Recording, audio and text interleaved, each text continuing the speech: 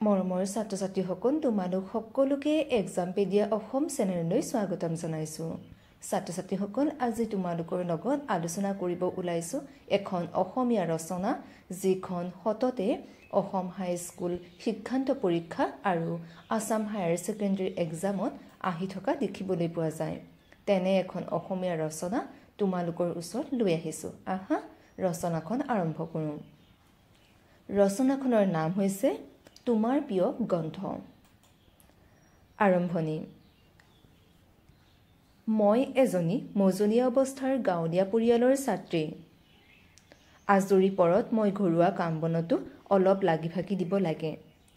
তথাপি তাৰ মাজতে ধুওঁতে খৰ মাৰি ২-৪খন বাহিৰা কিতাপ নপঢ়া নহয়। আমাৰ মা দেউতা উচ্চ শিক্ষিত নহ'লেও শিক্ষাৰ প্ৰতি অনুৰাগী। আমাৰ ঘৰত পুৰণি ২বিধ পুথিৰে অলপ চৰ্চা হয়। সৰুতে আইতাৰ মুখত বকাসুৰৰ বধ, কুলাচলৰ বধ, ৰামায়ণৰ কাহিনী, মহাভাৰতৰ কাহিনী, নাটক, উপন্যাস আদি শুনি কিমান যে আনন্দ পাইছিলোঁ। এই কাহিনী, নাটক, উপন্যাস আদি শুনিয়েই নেকি মোৰ পুৰণি পুথিৰ প্ৰতি সৰুৰে পৰা ধাউতি উপজিছিল। আৰু লিখা পঢ়া শিকিয়ে প্ৰথমে মই এখন পুৰণি পুথি পঢ়িবলৈ লওঁ। পুথিখন পঢ়ি মই ইমানেই ৰস পাওঁ যে ভাত পানী খোৱা পৰ্যন্ত পাহৰি যাওঁ। ইয়াৰ পিছতো কেইবাবাৰো মই সেই পুথিখন পঢ়িছোঁ। সিদিনা বছৰিকা পৰীক্ষাৰ পাছত আকৌ এবাৰ পুথিখন পঢ়োঁ। এতিয়া মোৰ দৃষ্টিভংগী সলনি হৈছে, তথাপি পুথিখনৰ আকৰ্ষণ কমা নাই। গল্পবস্তুৰ আকৰ্ষণ কমিলেও সাহিত্যিক সৌন্দৰ্যই মোক এতিয়া বেছিকৈহে আকৰ্ষিছে। মই যিমানবোৰ কিতাপ পুথি পঢ়িছোঁ আটাইবোৰেই মোৰ ভাল লাগে।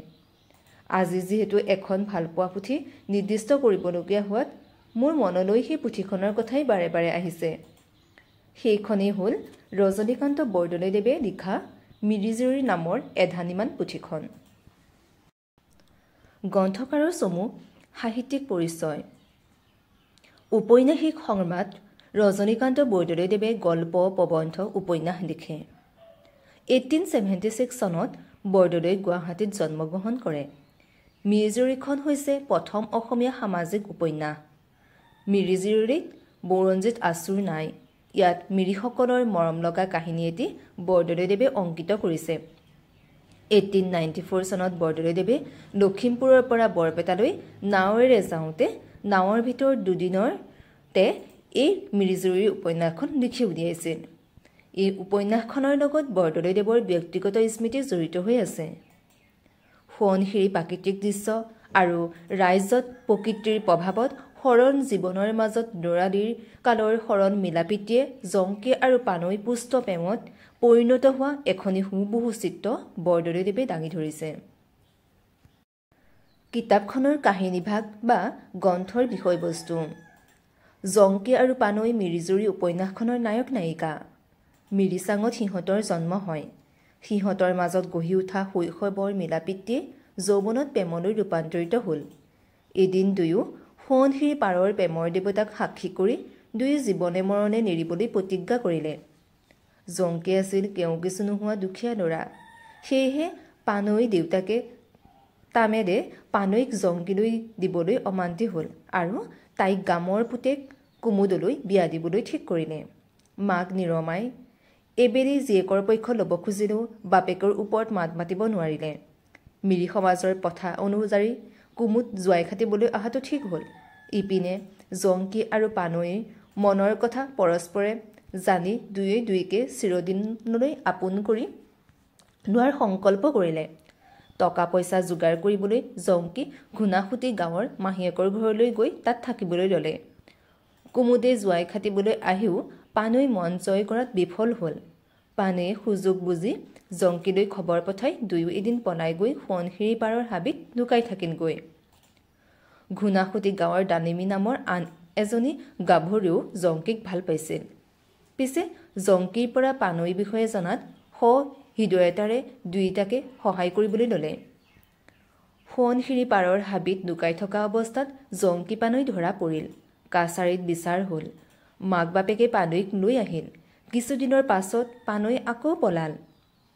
সেই খবৰ পাই জংকী পানৈ মাক বাপেকক লগ ধৰি ক'লে যে এইবাৰ পানৈ অকলেহে গৈছে, এনেকৈ তাই আত্মঘাতী হ'ব। মাক বাপেকে এইবাৰ তাইক জংকীলৈ দিবলৈ সৈমান হ'ল। জংকীয়ে পানৈক বিচাৰি যাওঁতে খাচী মিৰিৰ হাতত বন্দী হয়। ইপিনে পানৈকো সিহঁতে বন্দী কৰি এদিন তালৈকে আনে। বন্দী অৱস্থাত জংকী পানৈ দেখা দেখি হ'ল। এনিশা দুয়ো পুনৰ পলাবলৈ দিহা কৰোঁতেই পুনৰ ধৰা পৰিল। বাৰেগামৰ মেলত দুয়োটাৰে বিচাৰ হ'ল। বাৰেগামে দুয়োটাকে মৃত্যুদণ্ড বহিলে। শাল মাৰি দুয়োটাৰ দেহ বান্ধি খাচী মিৰিয়ে সিহঁতক সোৱণশিৰিত উটুৱাই দিলে। জংকী আৰু পানৈ ভালপোৱাৰ প্ৰতি পানৈ মাক বাপেকে সঁহাৰি নিদিলে। সমাজেও সিহঁতৰ প্ৰেমক স্বীকৃতি দিব নোখোজিলে। ফলস্বৰূপে তেওঁলোকে কৰুণ মৃত্যুক সাৱটি ল'ব লগা হ'ল। ইয়াৰ বাবে জংকী আৰু পানৈৰ কোনো দোষ নাছিল। দোষ আছিল মাক দেউতাকৰ আৰু দোষ আছিল সমাজৰ। আজিও সোৱণশিৰি নদী দেখিলে সেই কৰুণ কাহিনী মনত পৰে। আজিও সোৱণশিৰিৰ পাৰত বহি মিৰি ডেকা গাভৰুৱে প্ৰেম কৰে। আজিও সোৱণশিৰিৰ পাৰত বহিলে জংকী আৰু পানৈৰ কৰুণ কাহিনী মনত পৰে। কেনেকৈ পবিত্ৰ প্ৰেমৰ তাৰণাত পৰি দুটি নিষ্পাপ জীৱন অকালতে মৰহি গ'ল। সেয়েহে সোৱণশিৰি সেই পবিত্ৰ প্ৰেমৰ নীৰৱ সাক্ষী হৈ আজিও বৈ আছে। সামৰণি। মিৰিজীয়ৰী উপন্যাসখনেই প্ৰথম অসমীয়া সামাজিক উপন্যাস। এনেকুৱা সৰ্বাংগ সুন্দৰ উপন্যাস অসমীয়া ভাষাত খুব তাকৰ।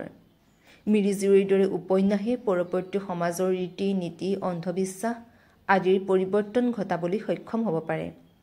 একোটা জাতিৰ ইতিহাস, তেওঁলোকৰ ধৰ্ম, সমাজ, আইন কানুনৰ বিষয়ে জানিব পাৰি এনেকুৱা উপন্যাসৰ জৰিয়তে। বৰদলৈদেৱৰ জৰিয়তে এটা সৰু অথচ ভাৱগধুৰ উপন্যাসখনে মিৰি সমাজৰ হুবহু চিত্ৰ অংকিত কৰি দেখুৱাইছে। বৰ্তমান আমাৰ সমাজত চলা দুৰ্নীতি বিবিচাৰৰ পৰিসমাপ্তি ঘটাবলৈ এনেকুৱা সুস্থ সবল উপন্যাস সঁচাকৈ প্ৰয়োজন।